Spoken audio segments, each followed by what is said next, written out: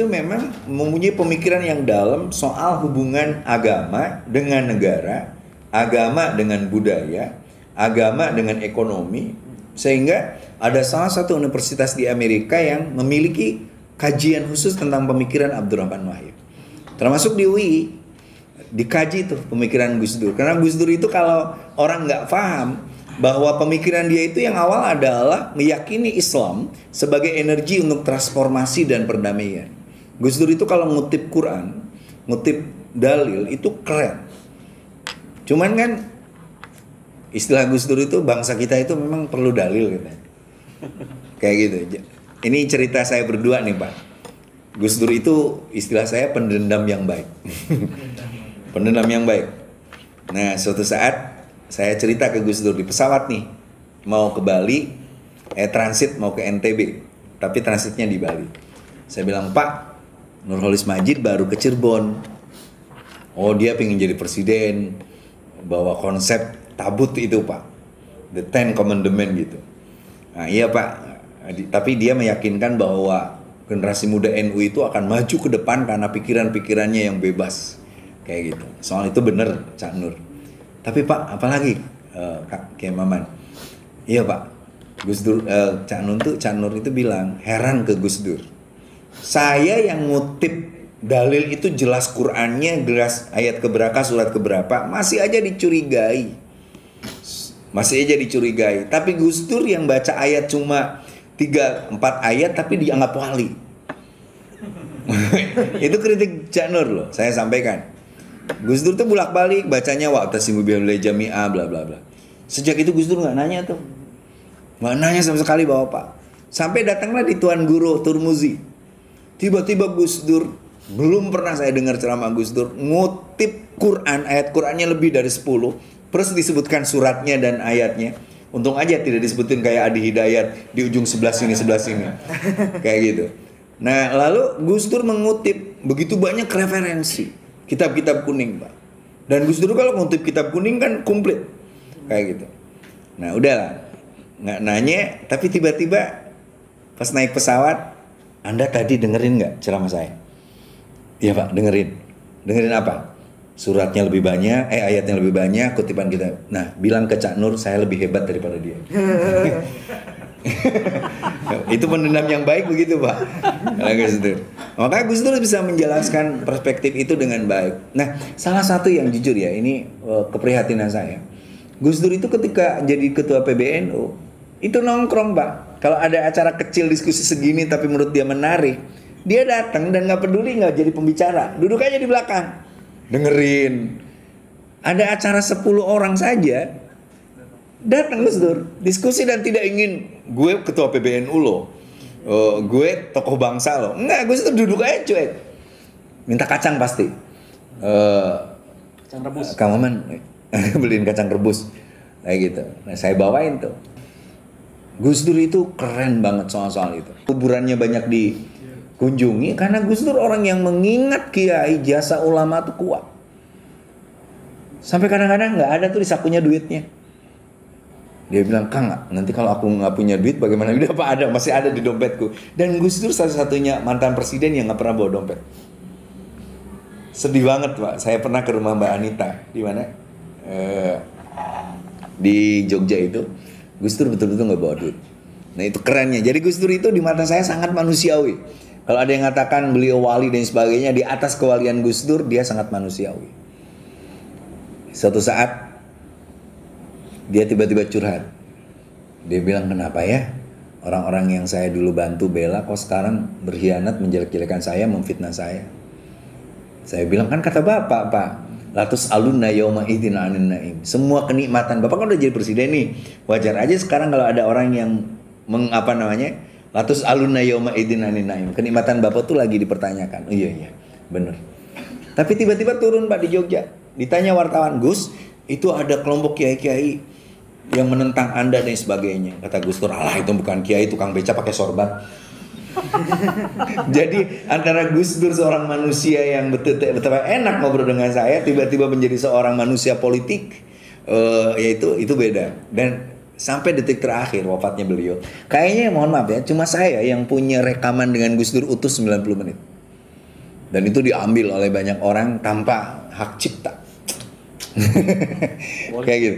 Tapi saya bahagia banget. Gus Dur minta, Pak Maman kita syuting di Ciganjur. Suatu saat kelompok Wahabi, Gus Dur tidak minta ada kelompok yang menggunakan video-video ini untuk memprovokasi umat. Kita duluin aja. Nah, akhirnya ya udah, Gus Dur kayak gitu. Nah yang kedua, Mas Amin, satu lagi, Gus Dur itu adalah soal keikhlasan. Jadi Gus Dur itu tidak peduli Pak. Tidak peduli orang mengkhianatinya, tidak peduli orang itu ini sebagainya. Ke Amin Rais aja dia masih menghormat dan selalu menyebut Mas. Saya bilang, Pak, kenapa Bapak nggak mau keluar dari istana? Kata Gus Dur, saya tidak salah kok. Saya cuma kalah aja sana politik. Tapi Bapak serius nggak mau keluar? Dia bilang, bukan soal serius Kang Maman. Saya itu jadi presiden aja nggak niat. Kata orang Sunda mah niat-niat acan, cuman didorong sama modal, diberi modalnya pun modal dengkulnya Amin Rais. Tapi yang dorong Bapak mundur pun Amin Rais ya Pak. Iya. Dan saya marah ke Amin Rais itu karena dia nyuruh saya mundur. Marahlah saya. Kenapa? Udah tahu saya itu boro-boro mundur, maju aja dituntun. Tapi ucapan yang paling saya ingat adalah sampai kapanpun, sampai kiamat, Amin Rais itu tidak akan pernah menjadi presiden. Ini kata-kata Gus Dur, catat sahabat-sahabat. Saya bilang, kenapa Pak Amin Rais tidak akan jadi presiden? Ya iyalah, presiden itu harus A+, dia Amin. Saya itu dulu pengen ketemu Gus Dur aja harus puasa. Jalan kaki saya dari Tambak Beras ke Sunan Ampel, melewati Said Sulaiman Mojo Agung, melewati Syekh Maulana Maghribi di Mojokerto. Setelah itu saya ke Sunan Bungkul, mertuanya Ampel, lalu ke Ampel, jalan kaki. Nah tiba-tiba Gus Dur tanya saya, dia bilang, Kang Maman, apa ya membuat kita dekat? Pak, yang penting saya santri dulu. Kalau ingin ketemu Gus Dur tuh pengen cium tangan itu, sampai puasa sampai jalan kaki. Tiba-tiba Gus Dur membuka rahasia. Saya nggak tahu itu benar atau tidak ya. Saya percaya aja lah Gus Dur itu wali. Sekali-kali kapan-kapan Gus Mail ajak semua deh ke tempat rumah saya. Rumah saya itu dimodali oleh Gus Dur dari pasir segenggam dari makamnya Sunan Gunung Jati. Itu udah ada di YouTube tuh. Nggak tahu siapa yang bikin.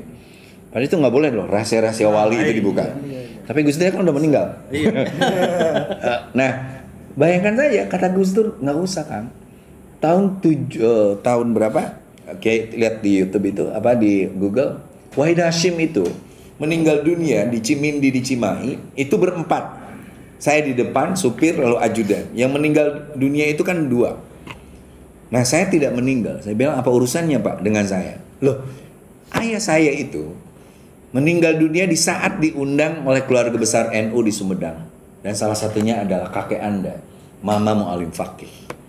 Jadi kalau kakek Anda dengan ayah saya bersahabat, kenapa kita tidak bersahabat? Wih, kerennya Gus Dur tuh gitu. Dan saya nangis merinding Pak dengar itu. Soal benar atau enggak, yang penting Gus Dur yang ngomong lah.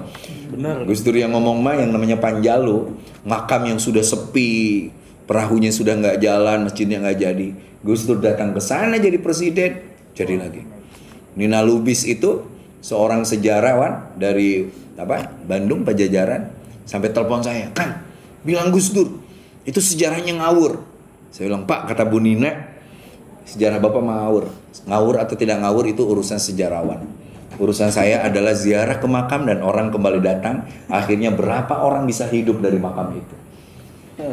Itu kerennya Gus Dur loh. Jadi dia selalu punya arus pemikiran yang Tapi semua orang yang pernah dekat dengan Gus Dur itu merasa dekat tuh. Saking hebatnya Gus Dur sehingga orang merasa. Untungnya saya punya video aja Pak. Modal saya video. Orang lain boleh ngaku dekat dengan Gus Dur tapi nggak punya video. Gue punya. Saya punya rekaman Gus Dur ngobrol dengan saya rekam itu. Dulu kita ada BlackBerry kan. Itu BlackBerry. Sampai mohon maaf, sampai kentutnya Gus Dur tuh kerekam. Oh, keren banget. Kayak gitu. Dan Gus Dur datang ke pesantren saya, Bapak kata Gus Dur, pesantren ini akan jadi pesantren besar. Presiden Indonesia akan datang ke pesantren ini. Kalau saya tanya, kenapa Bapak tidak mau masuk? Jangan. Kalau saya masuk, semua ilmu-ilmu kiai yang masuk sini selesai semua. Jadi Gus Dur hanya berdoa di pohon beringin di depan pesantren saya. Oh, Pak. Nah seperti itu. Jadi bersyukurlah kita jadi santri Gus Dur. Jangan lupa ini ijazah Gus Dur kepada saya dan saya ijazahkan ke sahabat-sahabat sekalian. Baca Fatihah tiap pada maghrib kepada guru kita. Kepada guru kita. Yang kedua baca ayat kursi yang walaya uzuhunya dibaca 3 kali. Lalu dibaca fallahu khairun hafizah wa huwa arhamur rahimin. Allahumma hafadna bima hafidna bihi zikra. Ya Allah jagalah aku seperti engkau menjaga Al-Quran. Inna nahnu nazzalna dzikra inna lahu lahafidz. Itu dari Gus Dur. Ajaztukum hadil ijazah.